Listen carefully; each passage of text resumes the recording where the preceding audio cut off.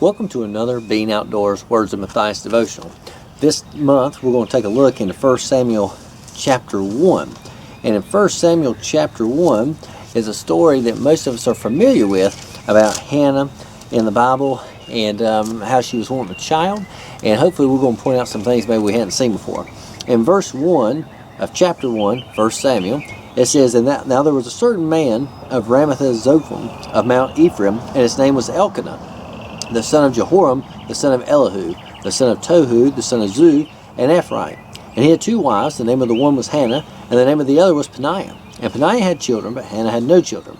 And this man went up out of the city yearly to worship, and to sacrifice unto the Lord of hosts in Shiloh. And the two sons of Eli, Hophni and Phinehas, were priests of the Lord, were there.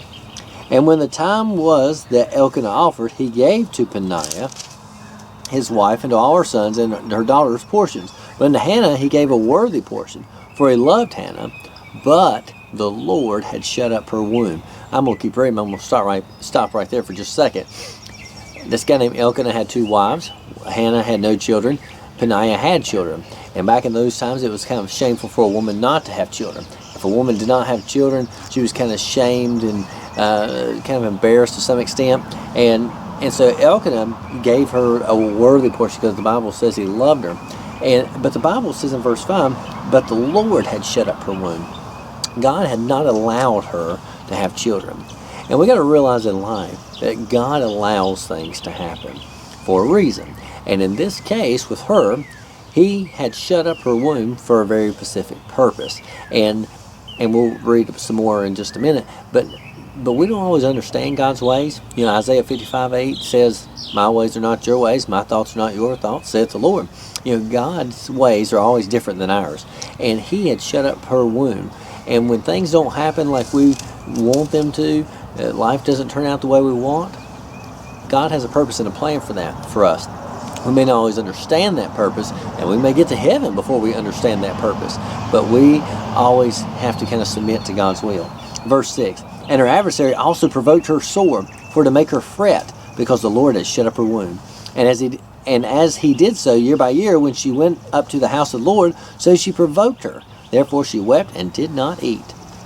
And it says, then said Elkanah her husband to Hannah, why weepest thou? And why eatest thou not? And why is thy heart grieved? Am I not better to thee than 10 sons? Those three verses right there is so much information. It says Peninnah made fun of Hannah because she didn't have any children. Okay? I'm going to bring out several things here. One thing I want to point out to you is that the Bible says she provoked her so to make her fret, meaning she make her worry. The Bible says she made her to the point where she cried and she wouldn't eat. That is very severe ridiculement and bullying, okay? And I don't care for children or adults or old people, okay? And I say old people, senior citizens, older, doesn't matter what age you are. There is some of that going on in every walks of life. And we have to be careful that we don't provoke other people and make fun of them, bully them. You know, I tell the kids all the time, I said, you have no reason to make fun of somebody else if they don't have what you have. You know, as adults, we may, well, let me back up. Kids sometimes make fun of them because their clothes aren't as nice, or maybe they don't have the nicest shoes, the newest Air Jordans. Then you have people get a little bit older, they start making fun of people's cars. And as adults, and this is the truth, they make fun of people's spouses, they make fun of people's incomes, their jobs, their homes, and everything else. And we have to be careful that we don't make fun of other people. You know, I was always taught growing up, don't make fun of something somebody else can't help. I mean, more than that, it's just wrong to make fun of other people. The Bible says, do unto others as you would have them do unto you. And you know what? If we're not careful, we'll live a life where all we do is make fun and talk about other people, and we'll get used to that type of behavior. You know, at school, we were dissecting cats in my anatomy class there. And we were dissecting those cats, and the kids would walk in every day and they would say, man, it stinks in here. I can't stand it, that smell of formaldehyde. Well, the last 20 years of my life, professionally in research and all the other things that I've done, I've been around formaldehyde. It doesn't bother me. I sit down there, and you know, I almost get used to it. Even in the mornings, it'll kind of hit me, but not like it does these kids. And I'm just kind of used to formaldehyde smell. And you know what? I was thinking to myself, yeah, I sit down there in it all the time too, so it doesn't bother me as bad. You know what? If we have a bad attitude, if we get in the habit of making fun of other people and just develop bad character behavior traits, and we don't fix those, you know what happens? We get used to that, to where we think that's a way of life, and that's okay. Sometimes we can just kind of get stuck in a rut where we're just all the time doing something and not really realizing what we're doing or why we're doing it. Just like me getting used to formaldehyde, we can get used to mistreating other people, which is wrong, and the Bible tells us it's a sin. Also in here, Hannah was being made fun of because of something she couldn't help. The Bible tells us, and I pointed out to you, that God had shut up her womb. So in a sense, Peninnah is making fun of God's will for Hannah's life. This week, me and my boys, we walked around to an art show they had at the school they go to. And we walked around, we looked at all the kids' pictures.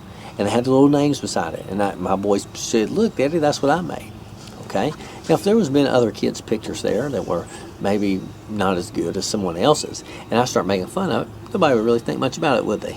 Okay? If nobody else is standing around, I could just say, "Hey, that was kind of stupid looking," to myself. Nobody's going to think that. But if that little kid stand there beside that picture, I said, "Man, that's the awfulest picture. That's the worst thing I've ever seen. You can't do no better than that." People would want to hang me up, think I'm the worst in the world. But you know what? You make fun of something somebody else can't help. You make fun of the way somebody looks or the way they act. You're kind of making fun of God. Because you know what? God was just like those little kids are the creator of those little artworks. God's the creator of individuals. And if you make fun of someone else, in a sense, you're making fun of God. And God doesn't take that lightly. The Bible says we are fearfully and wonderfully made. We all have different things we bring to the table. Some people are very athletic. Some people are very intelligent. Some people are business people. Some people are doctors, lawyers. No matter what your income is, no matter where you live, no matter what kind of car you drive, what kind of clothes you have. If we are in God's will, we're exactly where He wants us to be. And we need to be satisfied with that and be careful that if we're successful, that we don't make fun of other people. Let me keep reading to you. In verse 9. It says, "So Hannah rose up after they had eaten in Shiloh, and after they had drunk. Now Eli the priest sat upon the seat by a post of the temple of the Lord. And she was in bitterness of soul, and prayed unto the Lord, and wept sore. And she vowed a vow, and said, O Lord of hosts, if thou wilt indeed look on the affliction of thy handmaid, and remember me, and not forget thine handmaid, but wilt give unto thy handmaid a man-child, then I will give him unto the Lord all the days of his life, and there shall no razor come upon him. And it came to pass, as she continued to pray before the Lord, that Eli marked her mouth. Now Hannah, she spake in her heart, not only her lips moved, but her voice was not heard. Therefore Eli thought she had been drunken. And Eli said to her, How long wilt thou be drunken? Put away thy wine from thee. And Hannah answered and said, No, my Lord, I am a woman of a sorrowful spirit. I have drunk neither wine nor strong drink, but have poured out my soul before the Lord. And that's the last thing I want to point out to you. Hannah was praying, and Eli saw her praying. Now, when he looked at her, he saw her moving her lips, but she was praying in her heart. And when he looked and saw that, he thought, this woman's drunk. And he went up to her and said, Why are you drinking in church? Basically is what he's saying. And she's like, No, I'm not drinking. I had no wine, no strong drink. I'm praying because I want a son. And if you know the familiar with the story, Eli said, your petition is going to be granted to you. God's going to give you a son, and he did, and his name was Samuel. He did a lot of great things for God, and she gave him back to the Lord to work in the temple. But something the Lord kind of showed me in this passage is, when Eli walked up, he looked at her and saw what she was doing on the outside, the eye test, and made assumptions and thought, well, she's in here drunk at church. How many times in life do we look at other people and we say, why do they do that? That person's stupid. Or, if it would have been me, I would have done this. That's the classic adult answer. Why do they do that? A lot of times I look at kids at school or on my bus route at church, and I'll think, why does that kid act like that? You know what? I'll go home and see where they come from, see their parents, or see just kind of life they're living in, and I can see why a child may act that way. My heart goes out to them. It has nothing to do with somebody being better than somebody or anything like that. I'm saying some of these kids, their parents may deal in drugs, or there may be drugs or alcohol very heavily in the family. They may not know who their dad is. There's a boy at school who gives me a fit sometimes. And I found out not too long ago, he just doesn't really have anybody to care for him. Doesn't really know who his parents are, and the parents that he does have, they're doing the best they can. And I think, if I'm not mistaken, just recently, he met his father. Well, that has an effect on a child. And that has effect on people. Just like you look at someone else and you say, why does that man act like that? Well, you don't know what his home life's like. You don't know what kind of family issues he may be dealing with. Doesn't mean drugs or alcohol or anything's involved, but you just don't know what kind of situations people are going through. And you know, we need to be sensitive to that.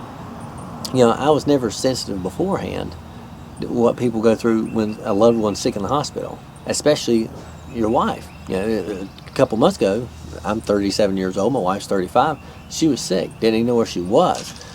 Encephalitis and all this meningitis stuff going on. You know, I'm more sensitive to people who's got a sick spouse in the hospital. And I got 3 boys trying to manage all that.